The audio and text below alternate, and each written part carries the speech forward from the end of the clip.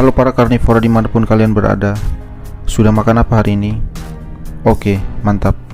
Kali ini saya akan merangkum sebuah film yang banyak sekali adegan berdarah, seperti baku hantam, penyiksaan, hingga mutilasi. Tapi tenang, semua sudah dirangkum agar para herbivora tidak mual menontonnya.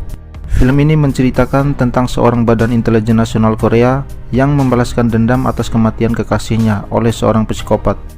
Awalnya semua berjalan dengan mulus, sampai akhirnya misi balas dendam itu menjadi bumerang baginya. Inilah I Saw the Devil.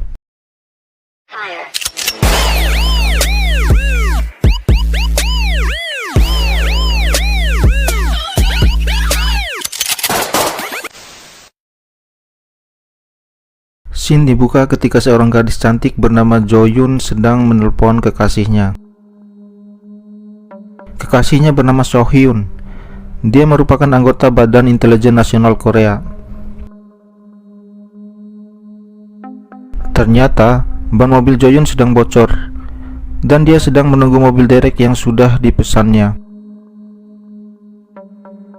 Beberapa saat kemudian, seorang supir bus sekolah yang bernama Kyung Chul menghampiri untuk mengecek ban mobil gadis itu.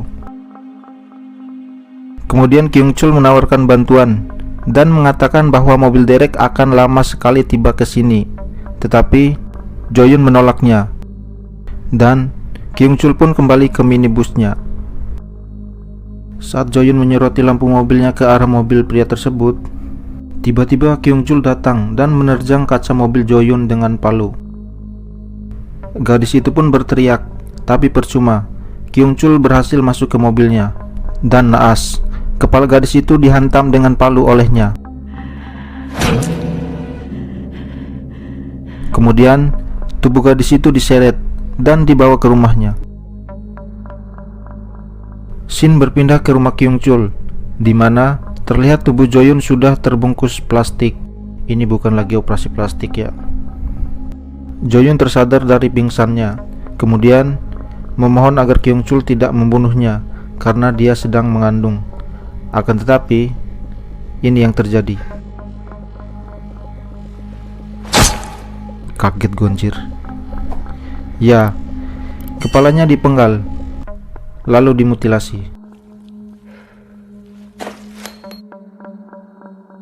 Keesokan harinya, seorang bocah sedang bermain dengan temannya. Dia menemukan plastik hitam yang berisikan sepasang telinga.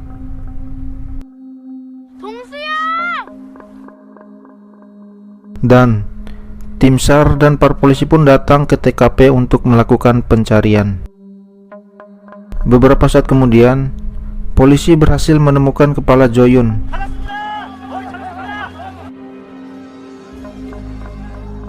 Sialan, goblok banget yang bawa itu kepala, sampai jatuh begitu. So Hyun yang melihat hal itu menjadi hancur dan tak kuasa menahan tangisnya. I feel you bro.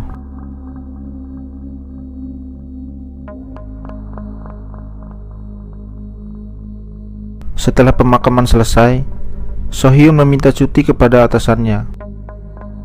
Kemudian, dia menemui rekannya untuk meminta alat pelacak yang akan digunakan untuk memburu pelaku.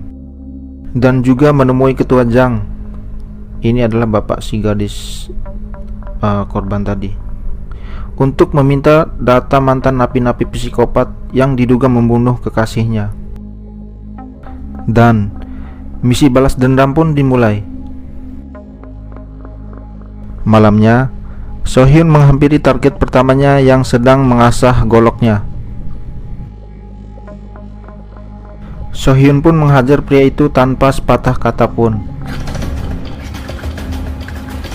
Setelah dirasa cukup, kemudian dia menginterogasinya.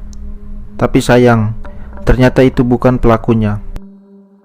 Sebelum pergi, So Hyun memberikan pria tersebut hadiah berupa ngilu anjir. Keesokan harinya, So Hyun membuntuti target keduanya, yaitu seorang kurir JNE. Tanpa basa-basi, pria itu pun ditabrak dan dihajar olehnya.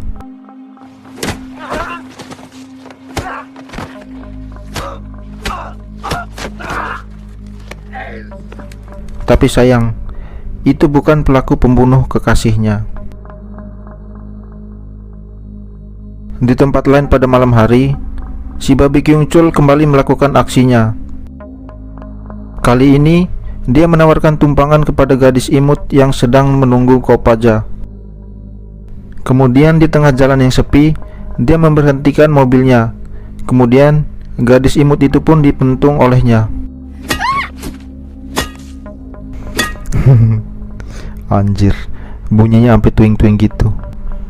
Nih, gue tambahin.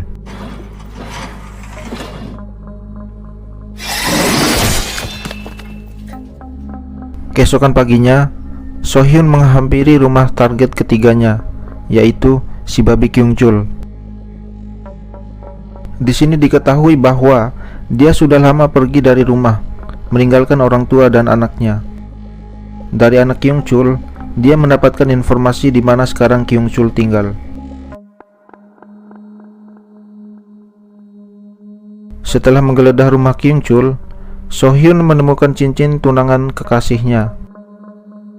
Ini sudah cukup membuktikan bahwa Kyung Chul adalah pelaku pembunuh kekasihnya. Di tempat lain, terlihat Kyung Chul sedang menjemput ciwi-ciwi Korea under 19. Muka sok polos anjir, pengen gue injak tuh palanya. Ternyata minibus Kyung Chul sudah dipasang alat pelacak oleh Sohyun. Salah satu ciwi-ciwi itu berhasil disekap olehnya dan dibawa ke rumahnya. Saat akan memantap-mantapkan ciwi itu, Sohyun datang. Kemudian terjadi perkelahian di antara mereka.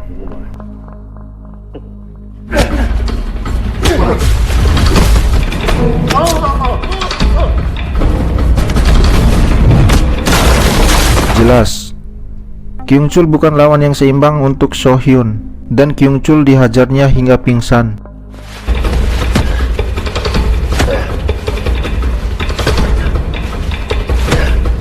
Kemudian Sohyun memasukkan alat pelacak ke dalam tubuh si babi itu dan mematahkan tangan kirinya serta memberikannya uang. Hal ini dimaksudkan agar si babi Kyung Chul bisa berobat, dan setelah membaik, Sohyun bisa dengan mudah memburunya kembali dan memberikannya rasa sakit berikutnya. Anjir, lebih psikopat dari psikopat ini mah.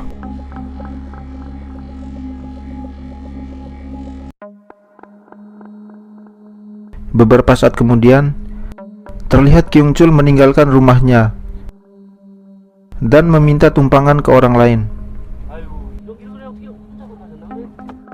Setelah mendapatkan tumpangan, dia menikam orang-orang yang ada di mobil tersebut dengan membabi buta.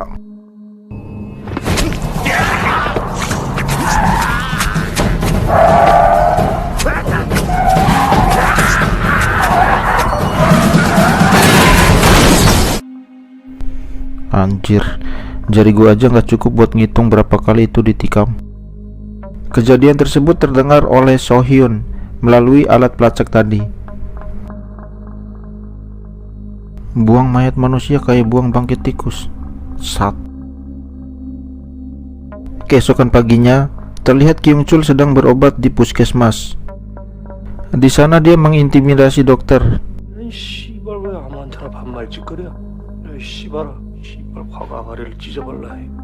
Dan melakukan pelecehan kepada perawat.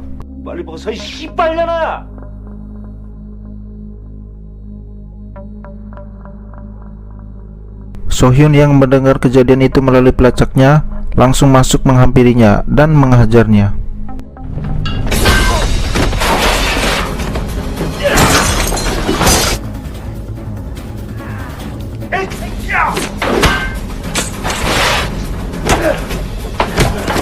Dan juga mematahkan tulang tendon Achillesnya sebelum melepaskannya lagi.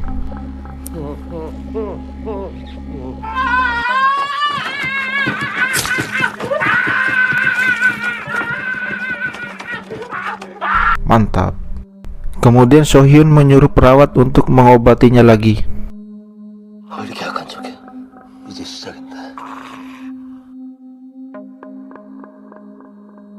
Kyung Chul mengunjungi rumah Taejo, yaitu seorang pembunuh dan kanibal.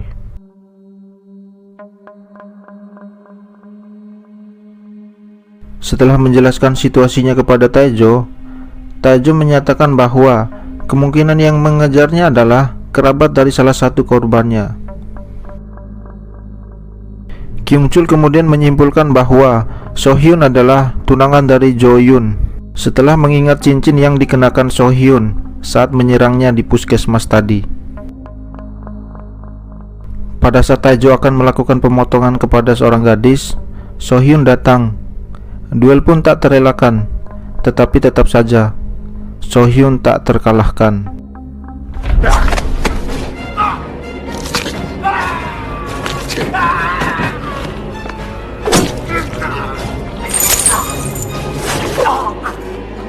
Kyung-chul yang menyadari hal itu datang, menghampiri mereka dengan senapan.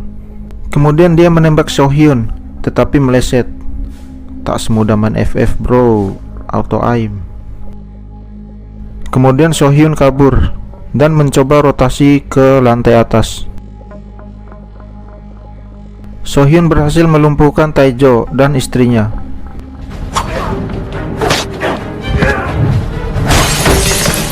Gila sih, kepala Taejo sampai bocor, darahnya keluar kayak keran dispenser, sialan.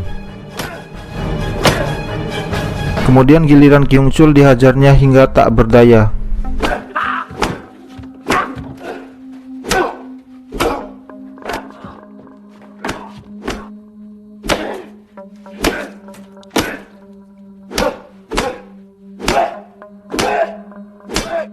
Anjir, sampai 44 kali Kyung-chul dipukul. Kasian kan tongkatnya. Keesokan harinya, Taejo dan istrinya masih tidak sadarkan diri dan ditangkap oleh polisi dan dibawa ke rumah sakit.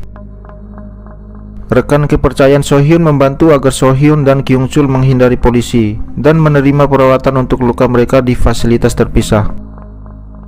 Kyung-chul yang hampir tidak sadar mendengar So-hyun dan rekannya berbicara tentang pelacak yang ada di tubuhnya. So-hyun melepaskan Kyung-chul lagi di terowongan kereta api, tapi kali ini Kyung-chul mengakali So-hyun dengan melepas pelacak tersebut.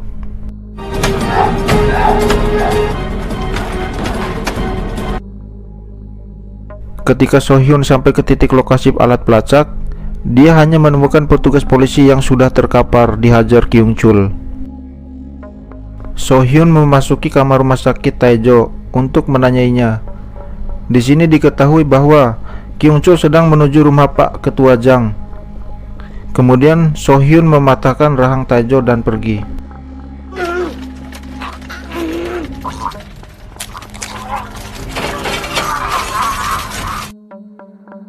Kyung-chul tiba di rumah Pak Ketua Jang dan mulai menyerangnya secara brutal dengan barbel.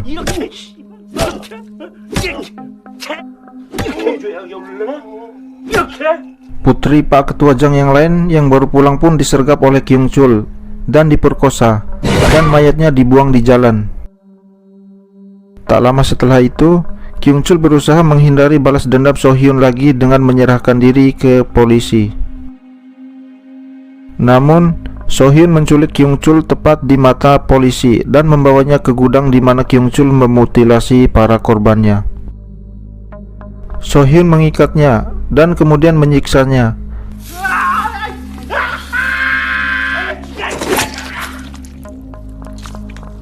Setelah itu, So-hyun meninggalkannya terikat dengan alat pancung yang siap memenggal kepalanya. Beberapa saat kemudian, putra Kyung-chul dan orang tuanya datang seiring kepergian So-hyun. Saat membuka pintu, alat pancung lepas dan kepala Kyung-chul pun terpenggal dan berguling ke arah putra dan orang tuanya.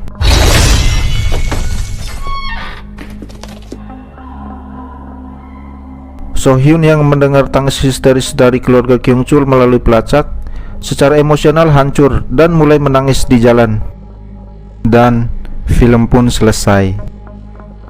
Sebenarnya menurut gua film ini bukan hanya tentang kekerasan, tapi juga ada unsur moralnya.